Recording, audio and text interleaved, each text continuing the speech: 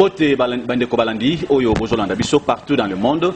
Mais bien été bozali belé pour nakolanda premier numéro il y a Kinzondi.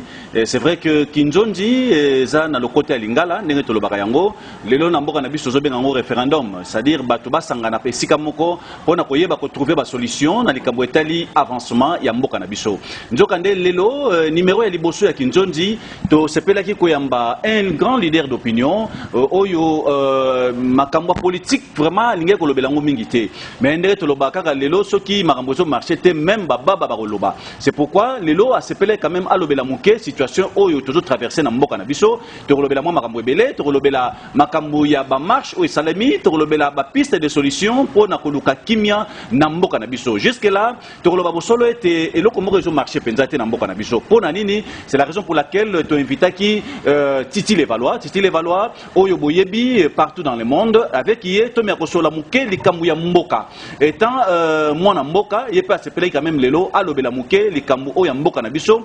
Pourquoi toza ko évoluer te tozo baluka kaka esika moko yambo penza monsieur Titi Levallois d'abord bonjour. Bonjour Mbote. Vraiment bonjour à Nalopoto. Nalopoto comme toi le Mbote. Merci beaucoup. C'est vrai que to yambio lelo to solama muke likambo ya mboka na yo. C'est vrai que ozali congolais tango likambo rezo salo pasi atana musika okozala vraiment content na ngote. Ozana famille ya monene na mboka awa ofandaka mingi na poto oyaka souvent de temps en temps pona kotala pe famille pe pona kolandela makambo ya yo. Mais na mboka yango oyo oyaka ozomona ete makambo ezoko marché penza te. C'est pourquoi to sepeli lelo toyoka pe yo opesa pe makanisi na yo na bayimboka koyeba nini oto sengeli ko sala po ete to trouver ba solution. Yambo penza ozana Kinshasa uta sans aboni et puis buto na Kinshasa nini oyo sali lokola constant de lobango na lokota ya français na kamotali évolution ya mboka ndengo tikaka yango liboso. Ouais, merci ambassadeur. Et alors liboso na oloba et monsieur Kinzondi. Ouais. Kinzondi en soi dans le poto bien en soi palabre en institution africaine la palabre africaine. Kinzondi en soi c'est quoi? Kinzondi ali déjà et elle place au bateau ba protagoniste c'est-à-dire bateau ba yo kalaté na mboka na village bateau ba zo kalaté sikoyo ba sage donc la sagesse congo donc ba vendre ici bango ba trouver consensus. C'est un peu une démocratie les lo ba bindele ba so talibe démocratie bindele ba yiba en paradiso. C'est-à-dire que batumi ba zo kalaté mais batiki ben terreau ba ego na mo batiki ben terreau égoïste na bango ba za solution pour la mboka kele de l'avant. C'est-à-dire que mutura mutatel bina bi que ngai intérêt na ngai intérêt na ngo bon to tika ben intérêt na biso ba vendre sa biso to sanga la poto de l'avant. C'est-à-dire Kinzondi. Alors par rapport à mboka na biso Congo, na biso lo moni biso ba leader d'opinion. Moi qui te parle un leader d'opinion. Leader d'opinion na lokota kera on ndela. Un leader d'opinion c'est quelqu'un alinga balingaye, un leader d'opinion za muto adrenaka full derrière. Donc c'est-à-dire qu'il ngana zo remplir ba critères wala nyonso yebi o ngana sala ndeni na bunda pona mboka na biso o place ngana uta masina changu na bundela ngo depuis les années 80 oyebi lutte na ngai pour ani parce que côté na biso contre na biso bazao be on est mboka ba petit peuple alors ngana telemanga pena pona bunda ba que non mboka za ba petit peuple te. La preuve en est que na kopse lo moko oyebi il y a quelques jours nataki manifestation moko pacifique les cas qui awa nazaki na fenêtre toi la kata chao si on a d'autres la batune bazoleka na moni groupe batuleka parce que mbule noka qui manifestation ya ba reconnaissance ya Lamuka. Bon Lamuka OK na moni groupe on ba jeune bazoyemba ba leki ba keti kingasai na moni yami ba leki ba keti kingasai yami satu yamine na bisi bato na bonga bi ba marche pied donc ba ingba utiliser ba encore une fois souka na mona un des leaders de ya ba parti politique na mboka na biso en l'occurrence monsieur Jean-Pierre Bemba na moni si quoi question moi dans tourner na mutu ngabi mais qui leader d'opinion nga wa Titi Levallois zaka ya bilamba ezaka ba biloko na zako dénoncer to cette fois-ci faut to kota pena na makambo pena to ba dénoncer pena ba makambo o ya mabe. Alors pour nga na mona que la plupart à bateau ba marché qui de en plein boula batambol ti ne ba kena lo kota moi ba plus ba bokela ba moi ba bombe lacrymogène ba ngwana. Mais ces gens là tant que les leaders n'ont pas pouvoir au moment où que bateau nous soit là basanga misala ba pesa bango te lokote do ba utiliser bango kana ba moment porter tant basanga besoin na bango ba kimisi bango bambango moyena peut-être moi ba t-shirt ba ni tout ça bilomo ndingo alors ngana lingi siko to bana ko dénoncer biloko ala ya na biki na Kinzonzi banda mboka na biso Congo et d'aller soit accession à l'indépendance tina moi lelo to sala ka ba dialogue la conférence nationale mais cette fois-ci to za besoin tout ça là Kinzonzi d'ailleurs Kinzonzi dans ki Congo c'est la sagesse Congo cette fois-ci bena to sangana bango tout to ya to sangana to sala Kinzonzi raison pour laquelle na obisa OK na otai ko sala chanson moko ya munene oto lo bela bon Kinzonzi kalate bon mona ba télévision tina ba radio on yoka yango na jui na bengisa ki ndekolanga en l'occurrence monsieur Ngiama Makanda Werason aye pena 21h tina kata chango na masina na balabala malembe numéro 98 a tievoa na ayembi déjà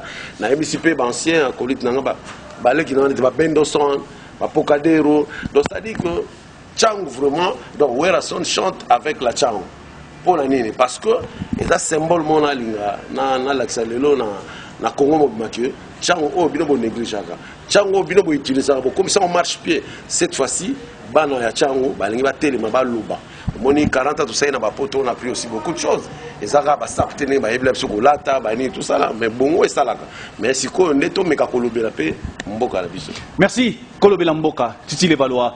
Moi je pense que na niveau ya district ya Chango ndenge to lobayango basali ko utiliser bino souvent tout le monde qui marche bandeko na biso ya bandeko na biso la moke wito salema awa bandeko nyonso ba marche ki pour marche ngwe simba ba utaki libanda ba yiko kongola ebele ya bato na niveau ya district ya Chango mais na kata Chango tozana ba leader d'opinion tozana ba député bazali ba ministre o bazali ba vrai ba na Chango bazali mais ba lobby ata eloko mokote pe surtout bito ke ne mwa musika lisuko leka eta pe na ba yebazo ko condamner Titi Levalois ba lobby Titi Levalois pa tekaka pouvoir puisque lelo Werason a bete la Chango ngotolo mais mutakotisa Werason o apesa Werason pouvoir na niveau ya Chango c'est Titi Levalois ou tukolo ba yango d'ailleurs awake ayaki akoti na masina ayembi ainsi de suite mais en l'occurrence, Titi Levalois plutôt Werason azamwa na Chango te. Na ina répondre au boy. Mon loko ba benga tribalisme. Ba tebelo ba tribalisme. Ba pensa que tribalisme ezali so ni nango.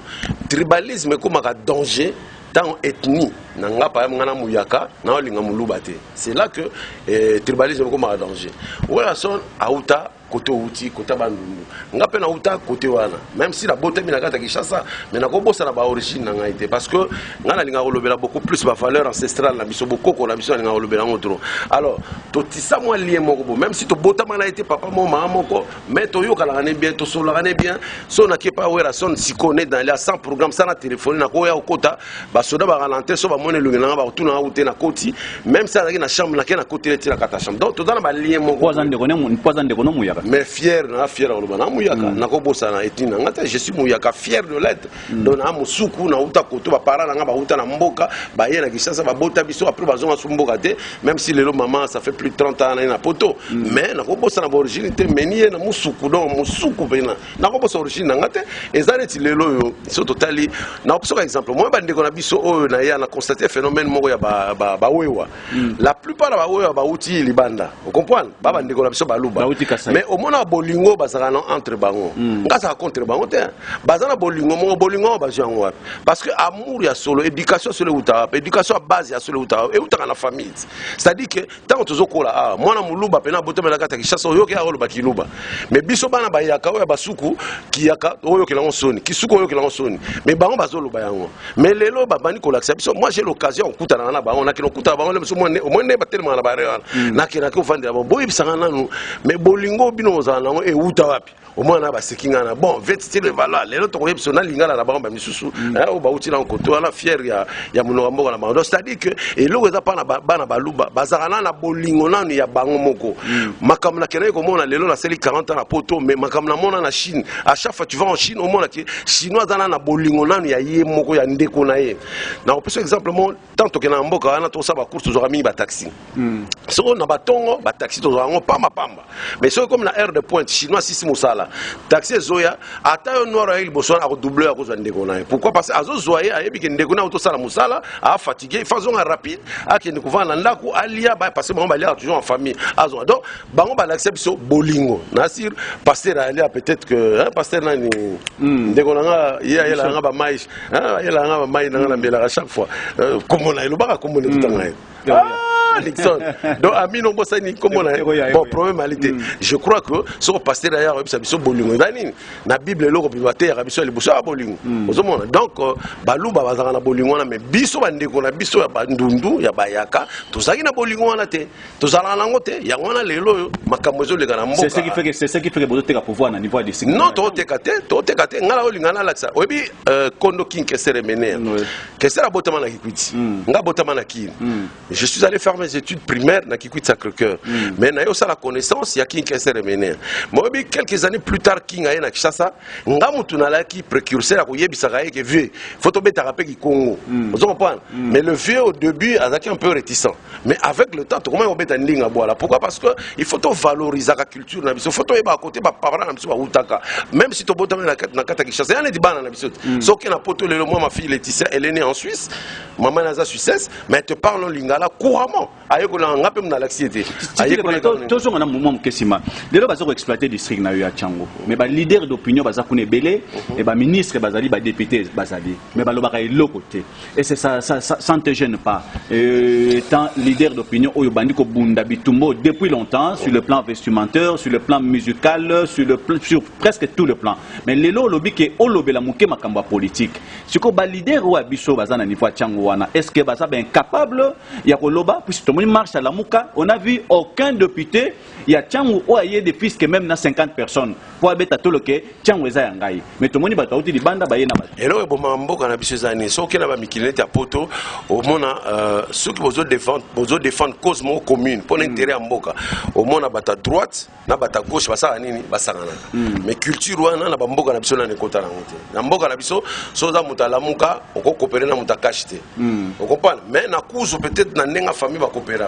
Mais na côté pe Mandela ba coopérer na bango. Mais so comme na ba lieu public net makambo le kaka ba marche pacifique wana. Ba osangana ko tout ba mona so ke kuno ke ko traiter. C'est toute une culture. Donc on la saka ba bolingo wana petit à petit ba on comprendre que ce chef de l'état lelo Antoine Félix Tshisekedi a ça lelo ko ya bien muta la muka pa ko betere maboko. So ça lelo ko mabe bo dinosango bo lobeli ke non kototo sepelte yepe balé malé ba bongisi azo prôner état de droit. Bon, je crois que ce total est bien, il y a quand même des signaux, hein? Moins électrochoc auprès de la population. Tout le monde bat comme Samba, chose que dans le passé, ça l'a été. Mais moi personnellement, même si je ne suis pas cachiste, même lamoukiste, mais je suis Titi Levala, Bélé, Gilbert, un leader d'opinion, un égocrate. Vous comprenez? Un égocrate, un démocrate.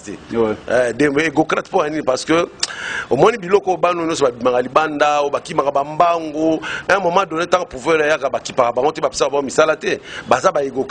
parce qu'il y a parmi eux, il y a des jeunes baso solo analingala a juste chance ya otangate mais il te parle de la politique congolaise qu'on les canadiens députés en col blanc au baïbaka au ngabenga ba député en col blanc on a été pour na ba tikekele yanga da système zus parce que bango musala bango finga kaka au ba moni chege obe kuluna ibi mais il y a des vrais kuluna en cravate bazana hémicycle wana mo ya parler du peuple rôle na bango le rôle d'abord la député tana caméra na explique rôle la député là ni ko contrôler l'action au gouvernement ko voter ba loi bien mais attendez depuis bazana parlement wana et ça t'a mo électrochoc mo et ça me tout sentir maintenant qu'il parle un peu du social ya congolais non ils sont de là-bas pour ba là ta ba costume na bango ba tika ba tchaka ba griffe les banda vous comprenez donc voilà et là au moins malongo ba ça la raté raison pour laquelle mais zonga na base na yo na district na yo ya Tchango oza district oza na ba député belé oza na ba ministre belé aujourd'hui na niveau Tchango to ça plus ou moins na 9 ministres national na provincial papa ambassadeur ba voter loi na liko catégoriser bango té non libanda té na ko généraliser bango pour parler du peuple on est dara ya bango té za biso tout pour la ni ba tchaka bango kuna ba ko 90 millions ya population congolaise ba qui na parlementaire ya un mona mutu o se sentir capable a qui ne kuna aye a pesi kombo na ya remplir ba critères ba senga nyoso après ba voter tant a qui kuna rôle na ya pour a qui ko défendre ben intérêt ya peuple mais par contre bango tant ba kuma kuna kulu dimba ba défendre ka ben intérêt na bango ya moni ke olela lobela ka ya Tchango je préfère généraliser na lobela bango nyoso donc aux la député d'abord mon salaire député c'est pas une profession c'est un apostolat et dans l'apostolat au service de la nation. Bah on va comme ça en profession, on va cumuler des mandats, à député, côté à PDG, côté. Non, attendez.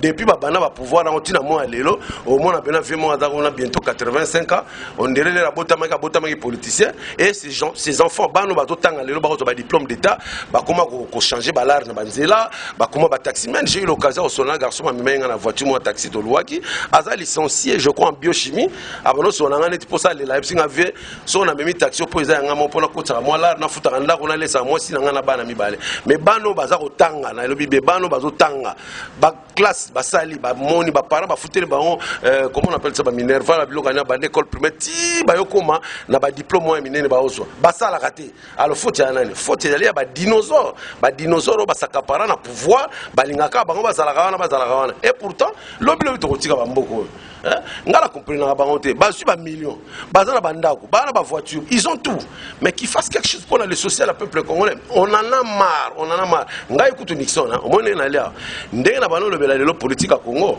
na on se pela un jour on tient devant ces politiciens là.